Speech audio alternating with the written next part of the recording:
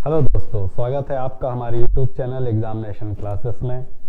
इस उम्मीद के साथ मैं आज की क्लास शुरू कर रहा हूं कि आप स्वस्थ होंगे, अच्छे होंगे और ठंड के मौसम में आप अपना पूरा ख्याल रख रहे होंगे, क्योंकि आपको आगे कुछ बनना है, कुछ पढ़ना है, कुछ लिखना है, बीमार होकर घर में नहीं बैठना है।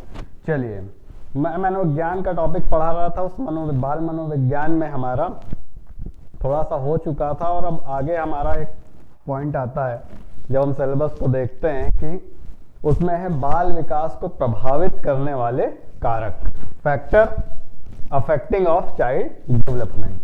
तो ये है क्या एग्जैक्टली? कभी भी आप देखिए, अगर हम इस पढ़ाई के व्यू में नहीं देखते हैं, नॉर्मली ऐसे देखते हैं, तो बाल विकास को प्रभावित करने वाली बहुत सारी चीज़ें हमें एनवायरनमेंट में दिखाई देती हैं, चाहे वो वातावरण हो, चाहे उसका पारिवारिक बैकग्राउंड हो, चाहे उसका क्या कहते हैं आर्थिक स्थिति हो। इस टाइप का जब हम देखते हैं तो हमें पता चल जाता है कि ये चीज़ें कहीं ना कहीं बाल विकास को प्रभावित करती हैं या कहीं ना कहीं हमारे विकास को पूरे को प्रभावित करती हैं।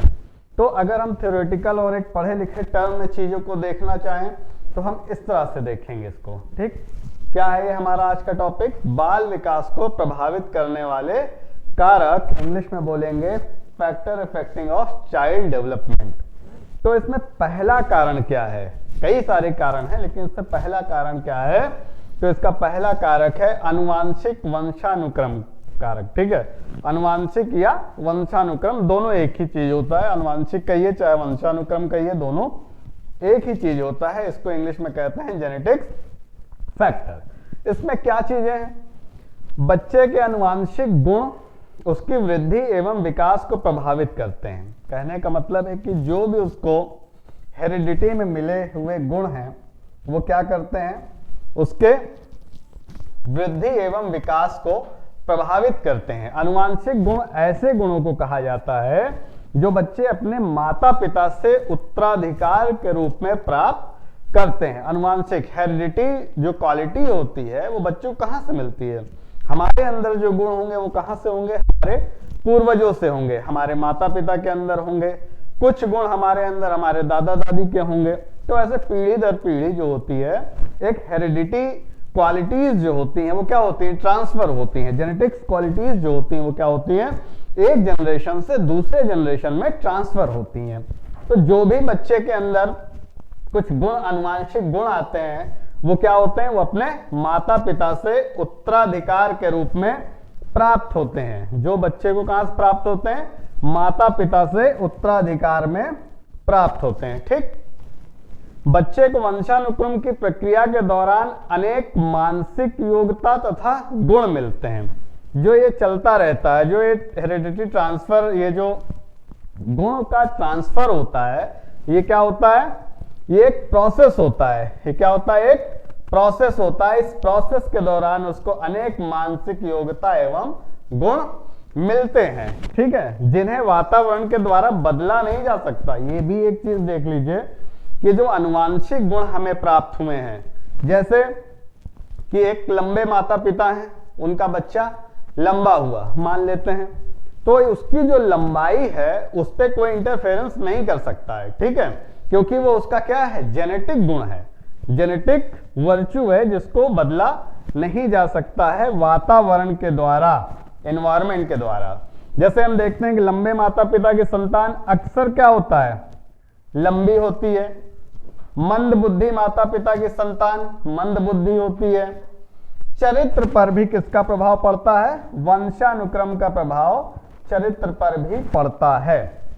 ठीक है, लेकिन यहां जो एक लाइन लिखी है कि लंबे माता पिता की संतान लंबी होती है, ये कैसे बदला जा सकता है? ये अब एक सिद्धांत है जिसका नाम है प्रत्यागमन। क्या नाम है?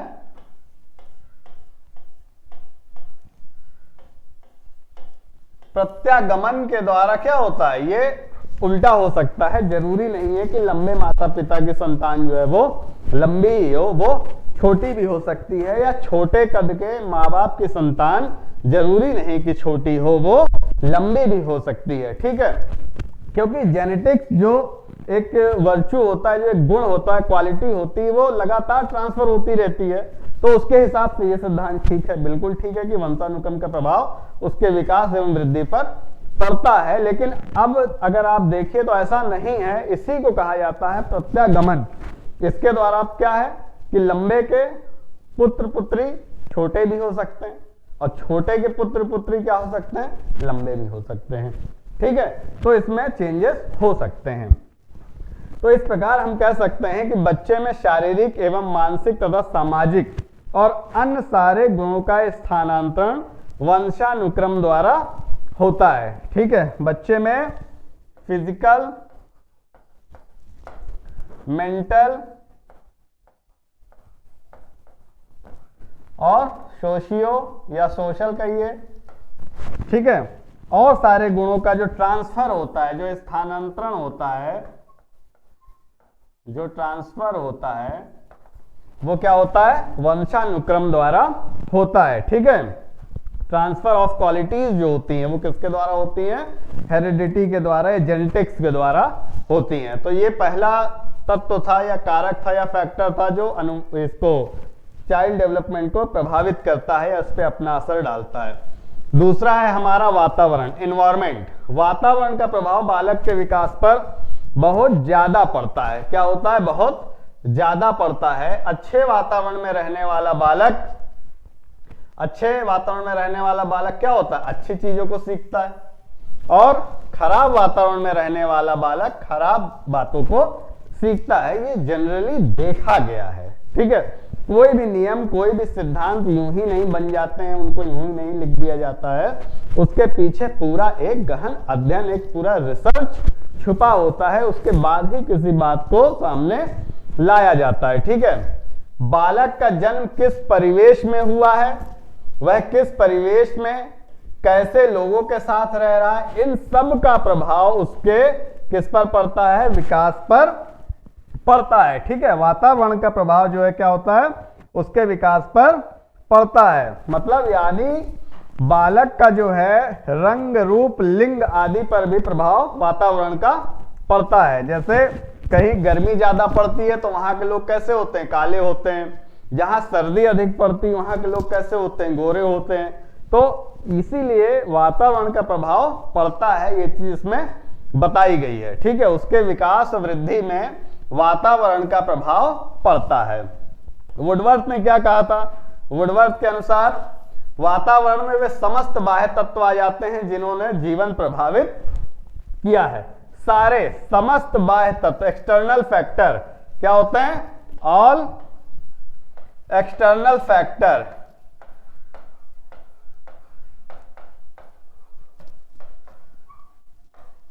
ऑल एक्सटर्नल जो फैक्टर होते हैं वो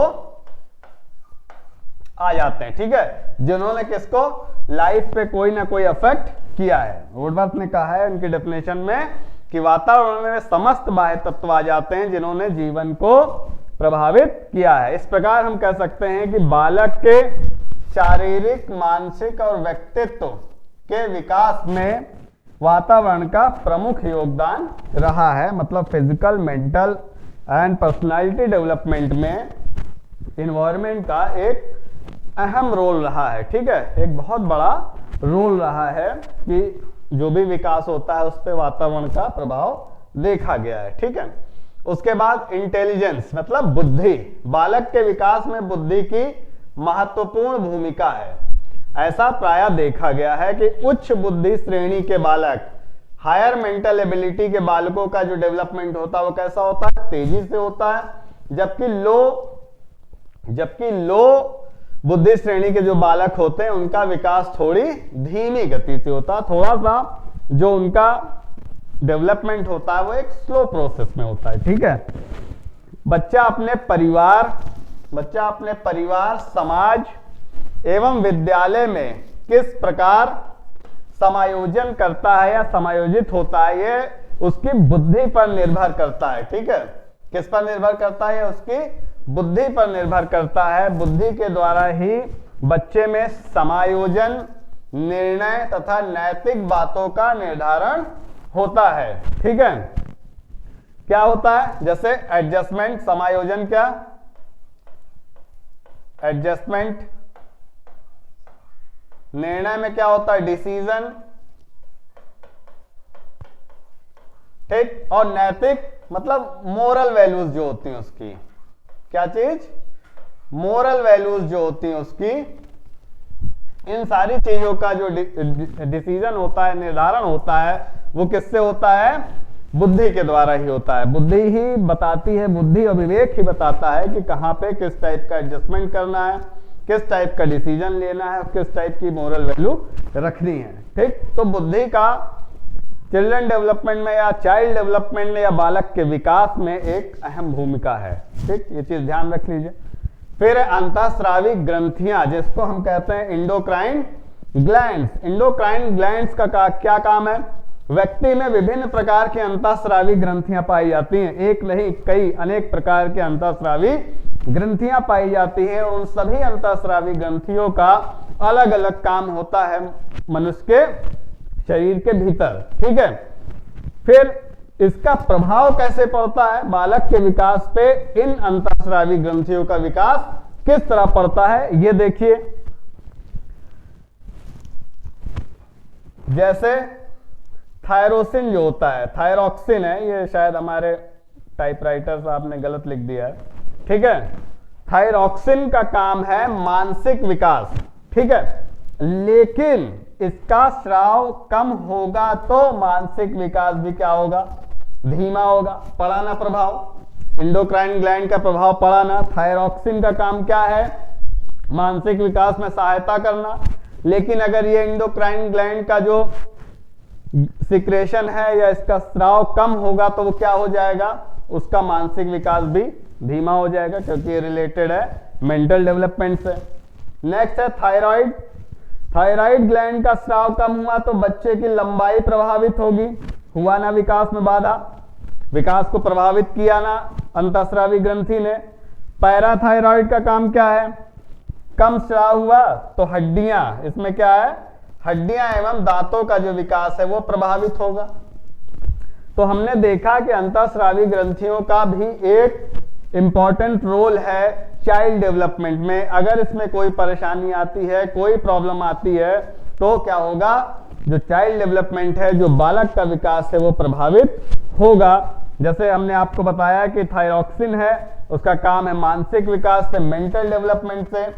अगर इसका स्राव कम होगा, सिक्रेशन ऑफ थायरॉक्सिन लो होगा, तो क्या होगा, उसका मेंटल डेवलपमेंट भी एक स्लो प्रोसेस से होगा। ऐसा नहीं कि नहीं होगा, होगा, लेकिन स्लो प्रोसेस से होगा, ठीक। दूसरा हमने देखा कि थायराइड ग्लैंड है, इसका स्राव कम हुआ तो क्या हो जाएगा, बच्चे की लंबाई प्रभावित हो जाएगी। पैराथायराइड का अगर स्राव कम हुआ, secretion of parathyroid is low, then उसके जो बोन्स है और जो दांतों का विकास है वो क्या हो जाएगा, वो प्रभावित हो जाएगा, ठीक है। ये क्या करेगा, बोन्स एंड टीथ पर असर करेगा, ठीक। अब आइए देखते हैं अगला, परिवार का वातावरण, एनवायरमेंट ऑफ फैमिली। बच्चे के विकास पर क्या होगा, परिवार के वातावरण का महत्वपूर्ण योगदान है। शांत एवं सुखद पारिवारिक माहौल में बच्चे का सामाजिक मानसिक विकास तेजी से होता है, ठीक है। जब माहौल कैसा रहेगा, शांत रहेगा और सुखद रहेगा, तो परिवार का माहौल शांत और सुखद रहने की वजह से बच्चे का जो विकास है वो कैसा होगा, तेजी से होगा। इसके विपरीत अगर परिवार का वातावरण अच्छा नहीं है तो विकास भी कैसा होगा, अच्छा नहीं होगा, वो क्या होगा, धीमे होगा। तो हमने ये भी देखा कि परिवार के वातावरण, एनवायरमेंट ऑफ फैमिली भी एक अफेक्टिंग फैक्टर है चाइल्ड डेवलपमेंट के लिए, ठीक है। नेक्स्ट है शारीरिक विकास या रोग। शारीरिक विकार या रोग मतलब हेल्थ एंड डिसीजेस। शारीरिक रूप से दुर्बल या रोगग्रस्त बालक का विकास सामान्यतः क्या होगा, धीरे होगा, जनरल प्रोसेस है ये। इस प्रकार के बच्चों का जीवन कैसा होता है, चुनौतीपूर्ण होता है। इसमें कहीं कहीं हेल्थ हजार्ड भी हो जाता है, कहीं दुर्घटना हो जाती है, कहीं ऐसी चोट लग जाती है जिसकी वजह से बच्चे का जो विकास है वो क्या हो जाता है, धीमा हो जाता है, या कभी कभी पूरी तरीके से रुक भी जाता है। अगर सर इत्यादि पे चोट लग जाती है तो मेंटल ब्रेकडाउन भी हो सकता है, जिसकी वजह से आपका विकास जो होगा वो प्रभावित होगा। ठीक है, इसमें रोग भी है और आपको कोई चोट भी लग सकती है, कोई बड़ी चोट, हेल्थ हजार्ड हो जाए आपको, उसके वजह से भी जो विकास होगा आपका क्या होगा, समानता धीमा होगा और जो आपकी लाइफ होगी वो टोटली चैलेंजिंग होगी, नॉट इजी। ठीक, नेक्स्ट है परिवार की सामाजिक एवं आर्थिक स्थिति। ये भी एक बहुत बड़ा फैक्टर है जो अफेक्ट करता है चाइल्ड डेवलपमेंट को। Socio and economic condition of family, बच्चे के विकास पर इसका सीधा सीधा प्रभाव पड़ता है। कैसे पड़ता है? जिस बालक का परिवार निर्धन है उसके बच्चे को विकास के ज्यादा अवसर नहीं मिलेंगे। सबसे सीधी बात यही है कि उसके बच्चे को विकास के ज्यादा अवसर नहीं मिलेंगे। पैसे वालों के बच्चे को एक अच्छा सामाजिक एवं सांस्कृतिक वातावरण मिल पाता है जिससे उनका मानसिक, सामाजिक और सांस्कृतिक विकास स्वाभाविक रूप से अधिक होता है। जब अपॉर्चुनिटीज ही नहीं मिलेंगी, हमारे पास पैसे का अभाव है, हम अपने बच्चे को कहां से पढ़ा सकते हैं, किसी कल्चरल प्रोग्राम में कहां से डाल सकते हैं, किसी कल्चरल एक्टिविटीज में नहीं इन्वॉल्व कर सकते हैं अपने बच्चे को। दैट्स वाई उसका जो प्रोसेस है, मेंटल प्रोसेस है प्रोग्रेस का, वो क्या हो जाएगा, धीमा हो जाएगा। लेकिन अगर कोई रिच फैमिली से बिलोंग करता है तो उसके पास ऑल अपॉर्चुनिटीज होंगी किसी भी चीज में हिस्सा लेने के लिए, किसी भी चीज में पार्टिसिपेट करने के लिए, जिसकी वजह से उसका क्या हो जाएगा, मानसिक, सामाजिक एवं सांस्कृतिक विकास अच्छा होगा और तेजी से होगा। इसके विपरीत अगर कुछ नहीं है पैसे हमारे पास तो क्या हो जाएगा, हमारे पास लैक ऑफ अपॉर्चुनिटी होगी जिसकी वजह से हमारा विकास जो है वो रुक सकता है या धीरे हो सकता है। ये डिपेंड करता है टोटल हमारी सोशियो एंड इकोनॉमिक कंडीशन पे। ठीक है, हमारे परिवार की स्थिति कैसी है इस पर भी बालक का विकास थोड़ा बहुत निर्भर करता है। फिर देखिए पोषण, न्यूट्रिशन। पोषण भी क्या है, एक इंपॉर्टेंट फैक्टर है। ये सारी चीजें इंपॉर्टेंट है, ये सारे फैक्टर कहीं ना कहीं आप भी इससे एग्री करते हैं कि हाँ ये फैक्टर पक्का इफेक्ट करते हैं बच्चे के प्रोग्रेस में, डेवलपमेंट में। पोषण बच्चे के विकास में एक प्रकार का की फैक्टर है। क्या है ये? की फैक्टर है। कैसे? अच्छा पोषण बच्चे के विकास एवं वृद्धि में बहुत ही ज्यादा महत्वपूर्ण है। गुड न्यूट्रिशन जब होगा, एक हेल्दी न्यूट्रिशन होगा तो चाइल्ड का डेवलपमेंट या बच्चे का डेवलपमेंट बड़े अच्छे से होगा, अदरवाइज क्या होगा, लो होगा। जिन बच्चों को फल, दूध, सब्जियां, ठीक है, पौष्टिक आहार नहीं मिलते हैं उनका मानसिक एवं शारीरिक विकास जो होता है वो बहुत धीमा होता है। कभी कभी इनकी कमी से तो पूरा का पूरा विकास ही रुक जाता है। हम लोग ने अपने समाज में बहुत सारे बच्चों को देखा जिनकी ग्रोथ ही नहीं हो पाती है, जिनका मेंटल ग्रोथ नहीं हो पाती है, शारीरिक विकास नहीं हो पाता है, मानसिक विकास नहीं हो पाता है। क्यों? क्योंकि उनके अंदर किस चीज की कमी हो जाती है, लैक ऑफ न्यूट्रिशन हो जाता है। पोषण नहीं मिल पाता, विटामिन्स नहीं मिल पाते, मिनरल्स नहीं मिल पाते, जिसकी वजह से उसका शारीरिक एवं मानसिक विकास क्या हो जाता है, बहुत धीमा हो जाता है और कभी कभी रुक भी जाता है। ठीक, तो पोषण का भी मतलब न्यूट्रिशन का भी एक इंपॉर्टेंट रोल है effecting of child development. Next है लिंग। लिंग मीन्स जेंडर। लिंग का भी बच्चे के विकास में अहम स्थान है, मतलब इंपॉर्टेंट प्लेस है। क्या है? इंपॉर्टेंट प्लेस है। बालक तथा बालिका का विकास अलग अलग तरीके से होता है, ये सब हम जानते हैं अच्छे तरीके से कि बच्चा चाहे वो लड़का हो या लड़की हो, दोनों का विकास जो होता है वो डिफरेंट तरीके से होता है। कभी बालक का विकास तीव्र गति से होता है तो कभी बालिका का। बालिकाओं का मानसिक विकास तेजी से होता है। कोई माने या ना माने, लड़के बुरा ना माने, कि बालिकाओं का जो है मानसिक विकास वो तेजी से होता है, जबकि बालक थोड़ा धीरे धीरे विकसित एवं परिपक्व होते हैं। ये चीज माननी पड़ेगी कि बच्चियों का जो मेंटल डेवलपमेंट है, जो मानसिक विकास है, वो कैसा होता है, तेजी से होता है। बालक का भी होता है लेकिन थोड़ा धीरे धीरे होता है, उनको परिपक्व होने में थोड़ा सा टाइम लगता है अपेक्षाकृत लड़कियों के, बस, और कोई बात नहीं है कि लड़कों का नहीं होता है।